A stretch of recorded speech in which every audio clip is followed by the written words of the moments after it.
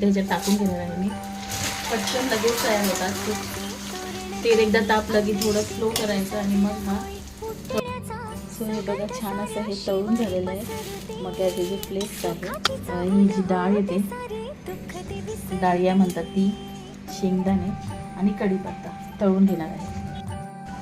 आता हे जे मनुके आहेत ते तळून घेणार आहे मी. काय आहे ती तळून घेऊया. आता तळून घेऊया हे शेंगदाणे, ही कढीपत्त्याची पानं तळून वापरणार आहे. चिवडा बनवणारी खास बेडेकर चिवडा मसाला बनणार आहे. मनुके, डाळ, शेंगदाणे आणि कढीपत्ता वरून ॲड करायचे आपल्याला.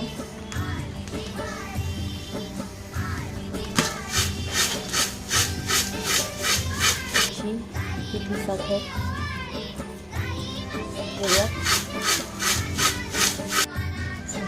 तयार झाला छान आपला असा हा मक्या.